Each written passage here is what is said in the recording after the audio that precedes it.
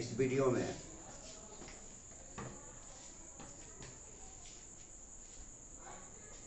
वर्ग दशम संस्कृत का जो 4 अंकों का पूछेगा, ये प्रत्यय आज आप लोगों को बताया जा रहा है। प्रत्यय जैसे उपसर्ग किसी शब्द या धातु के पहले लगता है और प्रत्यय बाद में लगता है। वस्तुतः प्रत्यय वह शब्दांश है जो किसी भी शब्द के पीछे जुड़कर उसके अर्थ को बदल देता है, परिवर्तित कर देता है, एक नया अर्थ ला देता है। और यह प्रत्यय जब किसी धातु, संस्कृत में किसी धातु वर्ग क्रिया के साथ जुड़ता है और जो शब्द निर्माण उससे होता है वो कृदंत प्रत्यय कहलाता है।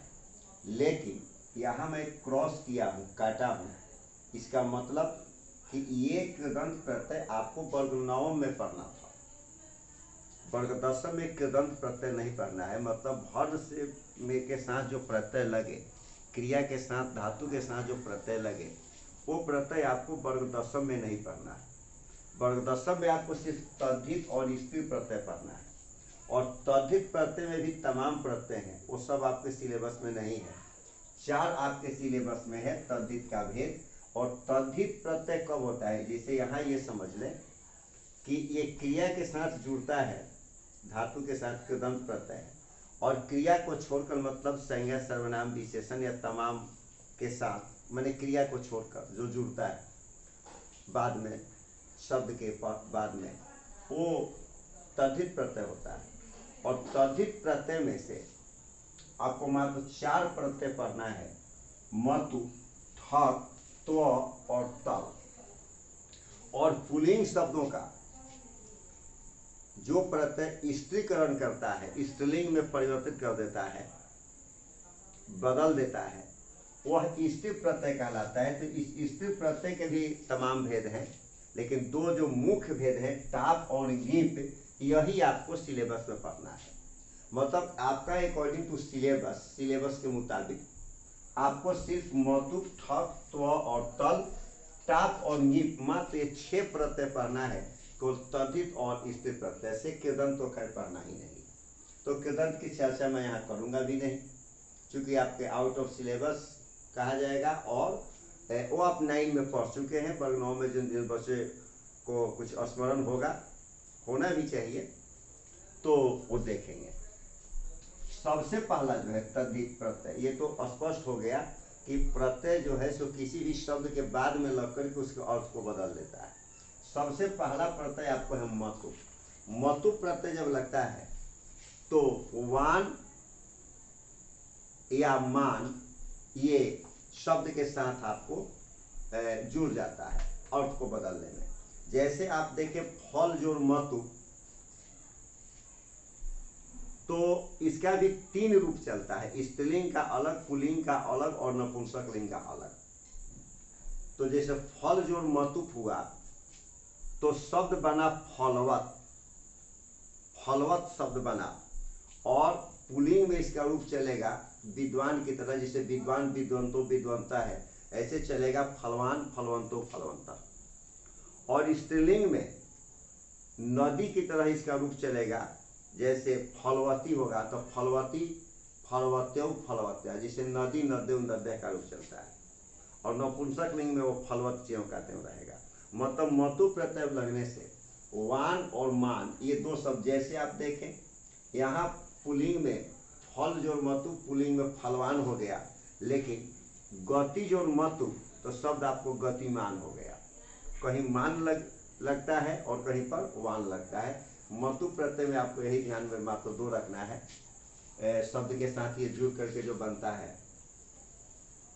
और पुल्लिंग का रूप अलग है, स्त्रीलिंग का रूप अलग है, और नपुंसक लिंग का रूप अलग है। अब आप शक्ति जोड़ मतु, शक्तिमान हो गया। अंशु जोड़ मतु, अंशुमान हो गया। धन जोड़ मतु, धनवान हो गया। इस तरीके से वान और मान से आपको मतु प्रत्यय बनना है। इस पर प्रयोग में आपको जो प्रश्न पत्र में आएगा बहुत आसानी से आप उसे बनाएंगे। दूसरा प्रत्यय आता है ठक। ठक प्रत्यय में क्या होता है कि इसका प्रयोग भाववाचक संज्ञा और विशेषण बनाने के लिए होता है।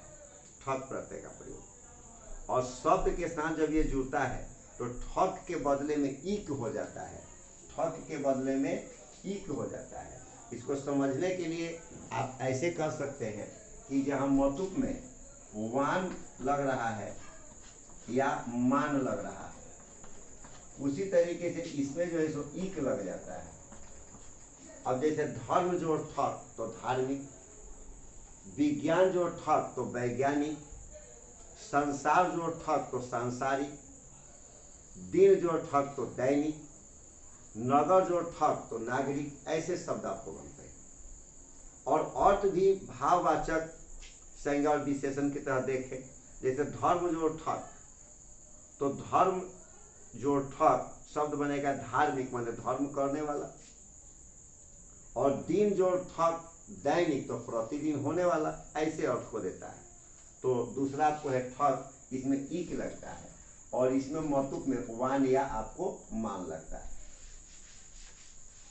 अब तीसरा जो है वह प्रत्यय आपको आता है त्व। इसी त्व प्रत्यय को कुछ लोग त्व और तल, ये दोनों एक दूसरे से मिलते जुलते हैं, तो दोनों आसपास में, ये त्व और तल दोनों आसपास में ही। त्व और तल प्रत्यय का प्रयोग भी भाववाचक संज्ञा बनाने के लिए होता है। मतलब भाववाचक संज्ञा बनाने के लिए ठक का भी प्रयोग हो रहा है, और इसका भी प्रयोग खास करके उसी अर्थ में होता है। और त्व प्रत्यय का जो है शब्द के साथ त्वम जुड़ जाता है, त्वम जुड़ जाता है। मतलब तल प्रत्यय का दो रूप जुड़ता है, एक त्वम और दूसरा जो है तल से जो है, जो तल का जुड़ता है तो उसके साथ ये तल में क्या जुड़ जाता है, ता जुड़ता है। इसमें आपको त्वम जुड़ेगा और इसमें आपको ता जुड़ता है। अब आप जैसे देखें मूर्ख जोड़ त्व तो शब्द बनेगा मूर्खत्व, मूर्ख जोड़ त्व मूर्खत्व। लेकिन यदि आप तल प्रत्यय में लेंगे तो तल प्रत्यय में अब आप देखें शब्दों को, जहां आप मूर्ख में त्वज लगाए तो शब्द हो गया मूर्खत्वम, और तल प्रत्यय से क्या जुड़ेगा, ता, तो मूर्ख जो तल तो क्या हो जाएगा, मूर्खता। दोनों का अर्थ एक ही है, दोनों भाववाचक संज्ञा में ही प्रयोग होगा। हाँ, अब जैसे मूर्खता जहाँ स्त्रीलिंग हो जा रहा है, वहीं पर आपको मूर्खत्वम जो है सो नपुंसक लिंग में हो रहा है। लेकिन चूंकि दोनों भाववाचक संज्ञा का ही निर्माण कर रहे हैं, आप देखें पशु जो त्व तो पशुत्व, पशुत्वम हो जाएगा, और पशु जो तल तो पशुता हो जाएगा। इसीलिए आप लघु दीजिए, लघु, लघु मतलब छोटा, तो लघु जो त्व होगा तो लघुत्वम हो जाएगा, और लघु जो तल होगा तो शब्द आपको लघुता हो जाएगा। ऐसे शब्द आपको बनेगा, और इसी बने हुए शब्द से आपको प्रश्न जो है वो 4 अंक का पूछेगा।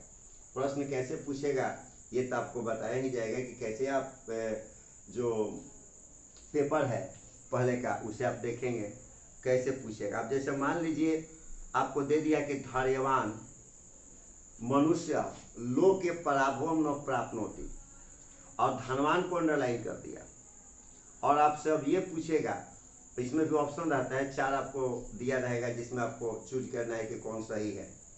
तो धनवान को अंडरलाइन कर दिया, अब आपको शब्द दे देगा धन जोड़ मतु, धन जोड़ तल, धन जोड़ त्व।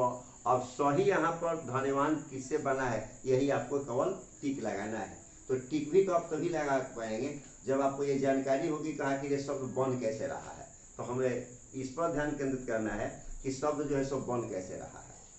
और ये आपको तद्धित प्रत्यय में मुख्य रूप में देखें, मतुप जब होगा तो वान या मान जुड़ेगा, और इसका रूप जो है सो स्त्रीलिंग पुल्लिंग नपुंसक लिंग में अलग चलेगा। ठक जब जुड़ेगा तो इसमें ईक जुड़ेगा, और त्व जब जुड़ेगा तो उसमें त्वम जुड़ेगा, और तल प्रत्यय जुड़ेगा तो इसमें ता जुड़ेगा। कहने का मतलब एक बार फिर इसे आप देख लें, इसे मिटा देने के बाद भी मतुक में वान और मान जुड़ेगा, थक में ईक जुड़ेगा, त्व में त्वम जुड़ेगा और तल में ता जुड़ेगा। यही मात्र आपको पढ़ना है 4 प्रत्यय तद्धित का। अब आता है स्त्री प्रत्यय। तो स्त्री प्रत्यय में सबसे पहला है टाप।